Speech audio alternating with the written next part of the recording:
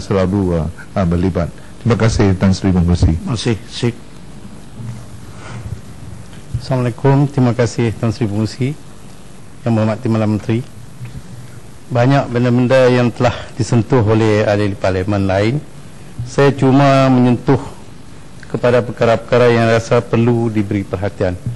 Yang pertama sekali, perkara 0100-100 10,000 dan 20,000 saya bincang secara bersamalah. Memandangkan banyak keterisan yang berlaku, walaupun di dalam audit ini tidak dijelaskan mengenai kementerian ini, kerana mungkin tahun ini bukan giliran dia lah. Tetapi saya rasa sebagai bekas pegawai kerajaan, saya ingin menarik perhatian menteri kepada peranan audit dalam membenteras keterisan yang berlaku di peringkat kementerian dan jabatan.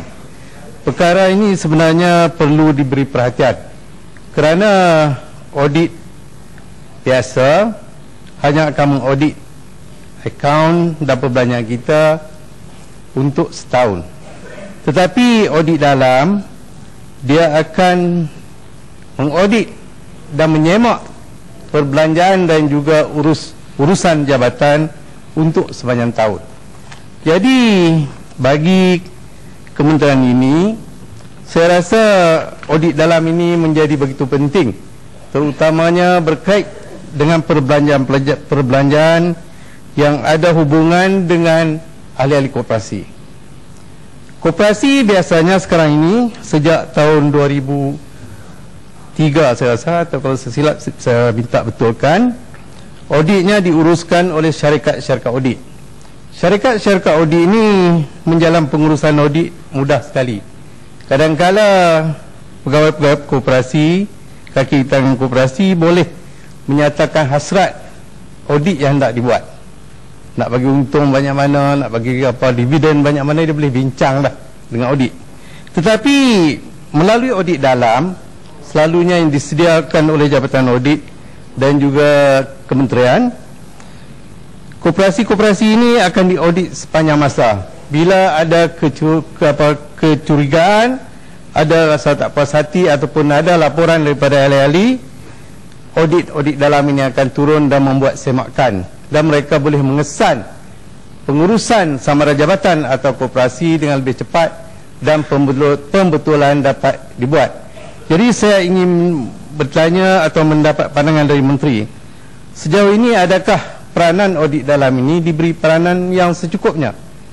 Bilangan audit dalam yang telah ditempatkan di jabatan-jabatan, terutamanya di koperasi-koperasi peringkat negeri, jabatan koperasi SKM negeri, untuk memastikan bahawa mereka atau koperasi-koperasi ini dapat diaudit sepanjang masa.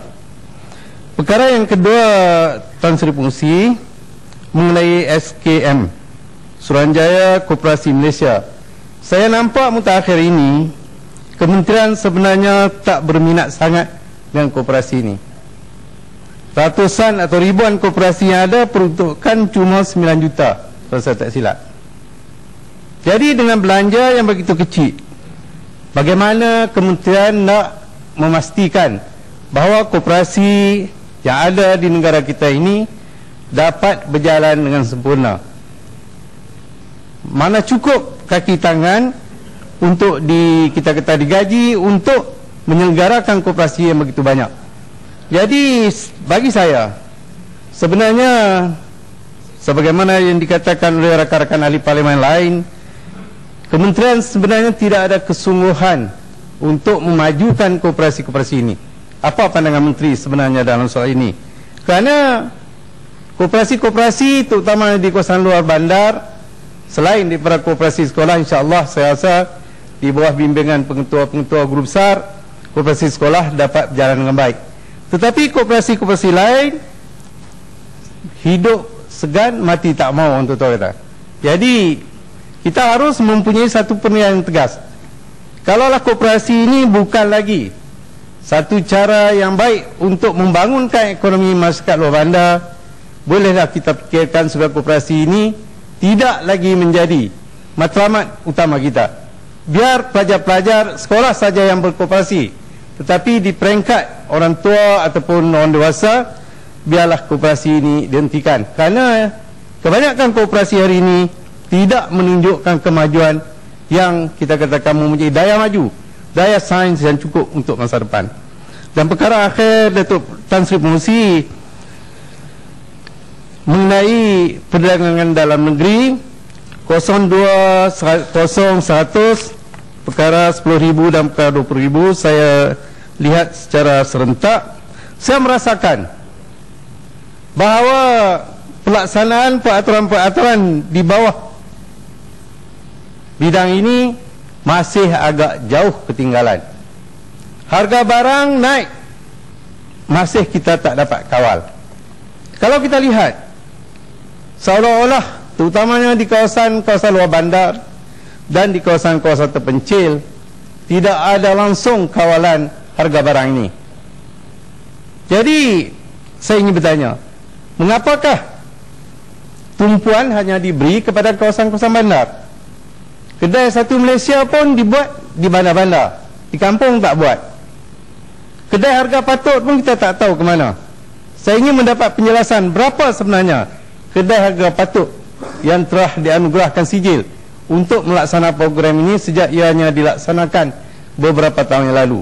Dan bilakah lagi kedai satu Malaysia yang baru dilaksanakan itu akan diperluaskan ke seluruh negara untuk memastikan bahawa rakyat, terutamanya rakyat bawahan, mendapat harga yang sepatutnya, mendapat nilai sebenarnya wang yang mereka belanjakan.